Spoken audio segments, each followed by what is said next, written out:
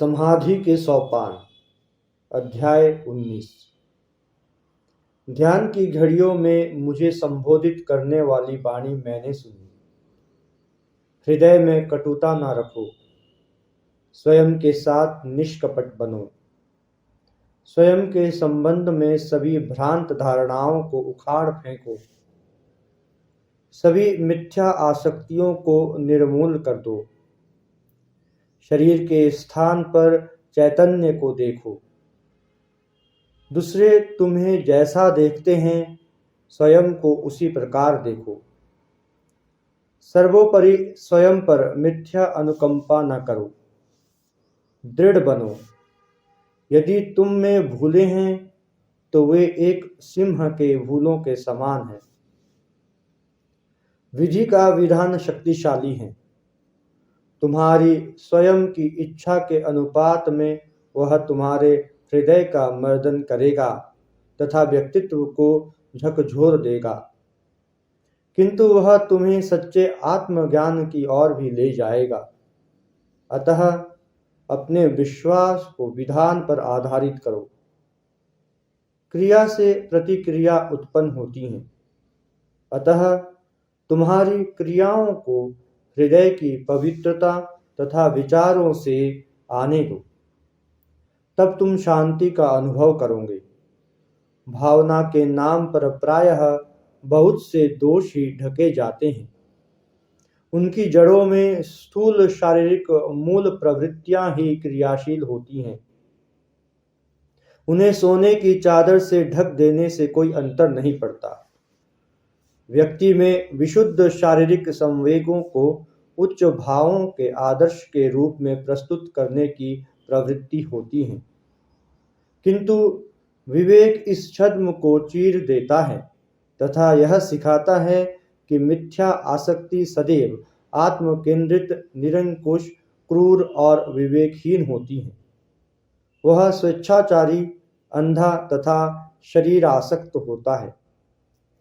इसके विपरीत विशुद्ध प्रेम आत्मा से संबंधित होता है, प्रेमास्पद को असीम स्वतंत्रता देता है तथा आत्म त्याग और विवेक से परिपूर्ण होता है। अतः अपने हृदय से आसक्ति और अनुचित भावों को निकाल फेंको और एक बार यह कर लेने पर, जैसे तुम अपनी वमन की हुई वस्तु को घृणास्पद होने के कारण पुनः नहीं देखना चाहते, उसी प्रकार उन आसक्तियों के विषय में ना सोचो। वह बंधन है, भयानक बंधन। इसे स्मरण रखो तथा मुक्ति के लक्ष्य की ओर वीरता पूर्वक बढ़ चलो। सभी प्रवृत्तियों में संन्यास की प्रवृत्ति सर्वश्रेष्ठ है।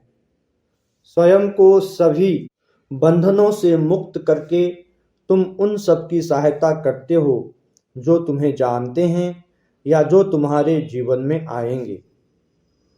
आत्म साक्षात्कार के द्वारा सन्यासी सभी कर्तव्यों को पूर्ण कर लेता है। उसके आत्म त्याग से दूसरे भी मुक्त हो जाते हैं। अपने हृदय और कर्मों में सन्यासी बनो। किसी व्यक्ति या वस्तु पर निर्भर ना रहो। दूसरों को उनकी स्वतंत्रता दो तथा तुम स्वयं भी मुक्त रहो। अपनी असुविधाओं के कारण निराश ना हो, क्योंकि वही असुविधाएं अपनी असुविधाओं के कारण निराश ना हो, क्योंकि वही असुविधाएं यदि आध्यात्मिक दिशा की ओर मोड़ दी जाए तो सुविधाओं में परिवर्तित हो जाएंगी।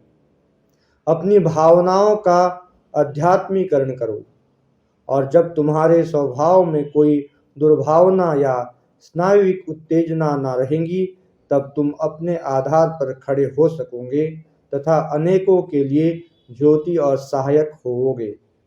भले ही तुमने उन लोगों को देखा भी ना हो। सिंह के समान बनो, तब सभी दुर्बलताएं तुमसे दूर हो जाएंगी।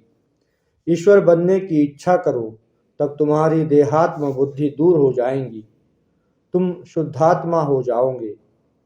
प्रकृति के भव्य दृश्यों, पर्वतों, विशाल समुद्रों तथा चमकते सूर्य से शिक्षा ग्रहण करो। शक्तिशाली व्यक्तित्व के एकत्व का बोध करो।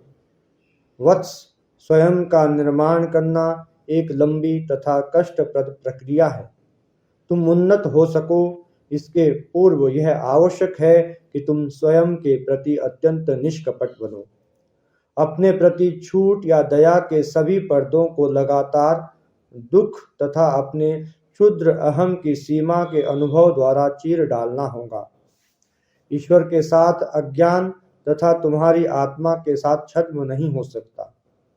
सूक्ष्म तथा सर्वश्रेष्ठ अवश्य प्रकट होगा। अतः दुख के प्रत्येक वाहक के प्रति कृतज्ञ रहो, जो कि एक साथ तुम्हें और तुम्हारी दुर्बलता को तुम्हारे सामने प्रकट कर देता है। कहो, दुख तुम धन्य हो। अल्प विद्या ने तुम्हें बुद्धिमान अहमवादी बना दिया है। महत विद्या तुम्हें आध्यात्मिक बना देंगी। स्मरण रखो, मन आत्मा नहीं है। अनुभवों को मन को कुचल डालने दो। जैसा कि वह करेगा, यह उसे शुद्ध करेगा। यही मुख्य बात है। क्रमशः आत्मा का सूर्य अज्ञान के काले बादलों को भी भेद देगा तथा तब लक्ष्य तुम्हारे सामने स्पष्ट हो जाएगा।